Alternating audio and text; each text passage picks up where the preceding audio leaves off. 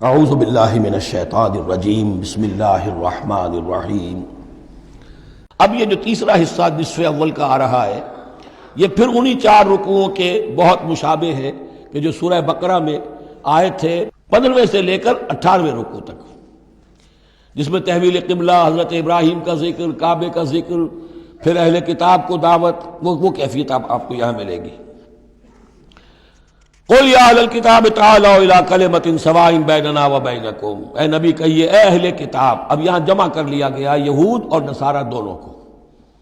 وہاں گفتگو زیادہ تر یا بنی اسرائیل تھی، ابھی تک حضرت عیسیٰ کا معاملہ تھا، وہ گویا کہ نصرانیوں سے بات تھی، اب ہے اہل کتاب، دونوں کے دونوں۔ قل یا اہل الکتاب تعالوا الی کلمۃ سواء بیننا وبینکم، کہیے کہ اے کتاب والو آؤ ایک ایسی بات کی طرف جو ہمارے اور تمہارے مابین بالکل برابر ہے، متفق علیہ ہے۔ وہ کیا ہے؟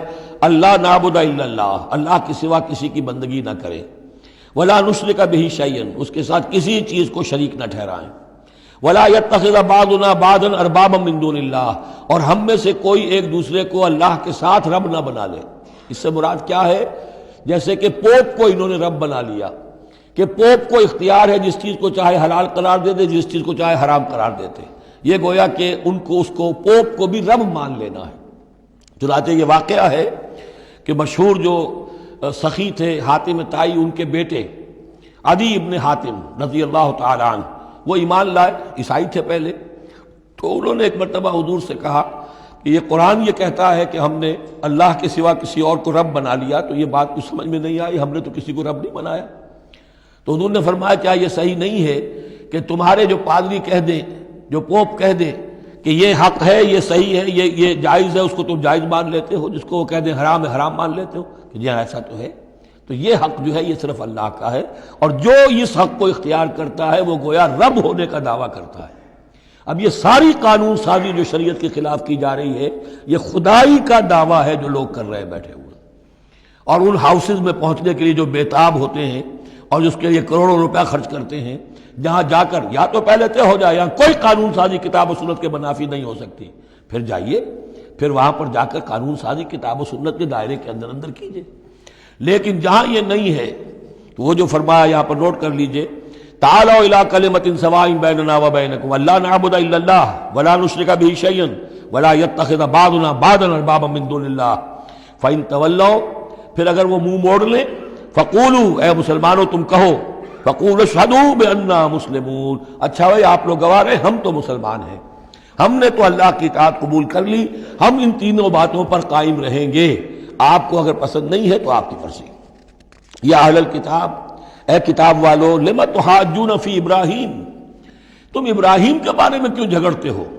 وما انزلت التوراۃ والانجیل الا من بعدہ، حالانکہ تم بھی مانتے ہو کہ تورات بھی ان کے بعد نازل ہوئی، انجیل بھی بعد میں نازل ہوئی، یہودیت بعد کی پیداوار ہے اور نصرانیت بھی بعد کی پیداوار ہے۔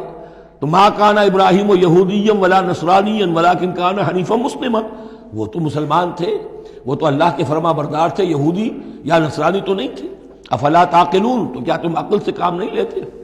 ہاں انتم ہؤلاء حاججتم فیما لکم بہ علم، دیکھو یہ تم لوگ اب تک جو بھی باتیں کرتے رہے ہو، تم نے مباحثہ کیا ہے، وہ ان چیزوں کے بارے میں بھی ہے جس کا تمہیں کچھ علم ہے۔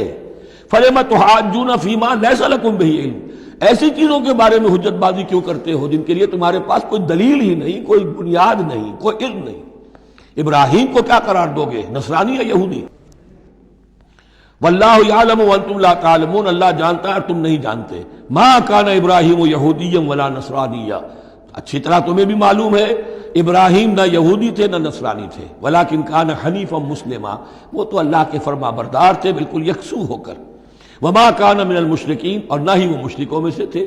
گویا کہ 3 طبقات جو موجود تھے عرب میں اس وقت، یا مشرکین عرب تھے، وہ بھی اپنے آپ کو منسوب کرتے تھے، وہ تو چونکہ نسل تو حضرت اسماعیل کی ہے تو وہ بھی کہتے تھے ہمارا رشتہ ابراہیم سے ہے، یہودی بھی نصرانی بھی، لیکن فرمایا ابراہیم جو ہے وہ نہ یہودی تھے نہ نصرانی تھے نہ مشرک تھے۔ ان اولی الناس بابراہیم الذین اتبعوہ، یقیناً ابراہیم سے سب سے زیادہ قربت رکھنے والے لوگ تو وہ ہیں جو ان کی پیروی کرتے ہیں، اور وہ کون ہے؟ وہذا النبی، یہ نبی محمد صلی اللہ علیہ وسلم، والذین آمنوا، اور وہ کہ جو ان پر ایمان لائے، واللہ ولی المومنین، اور اللہ ان مومنوں کا ساتھی ہے، مددگار ہے، پشت پناہ ہے، حمایتی ہے۔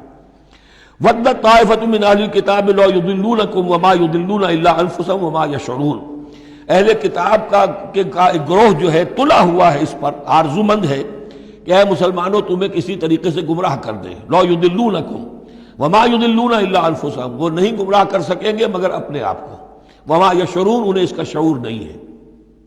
یا اہل الکتاب، دیکھیے کو انداز جو ہے بڑا ہی داعیانہ، جیسا کہ وہ جو 5واں رکوع تھا سورہ بقرہ کا، اس طرح کا انداز ہے یہاں۔ یا اہل الکتاب لما تکفرون بآیات اللہ وانتم تشہدون، اے کتاب والو، اے اہل کتاب، کیوں تم اللہ تعالیٰ کی آیات کا انکار کرتے ہو جبکہ تم اس کے قائل ہو، پہچان چکے ہو، دل میں جان چکے ہو۔ یا اہل الکتاب لما تلبسون الحق بالباطل وتکتمون الحق وانتم تعلمون، اے اہل کتاب کیوں تم حق کے اوپر باطل کا ملمہ چڑھاتے ہو، کیوں حق کو چھپاتے ہو جانتے بوجھتے۔ یہ بھی اس 5ویں رکوع میں آیت موجود تھی، ولا تلبسوا الحق بالباطل وتکتموا الحق وانتم تعلمون۔ صدق اللہ العظیم۔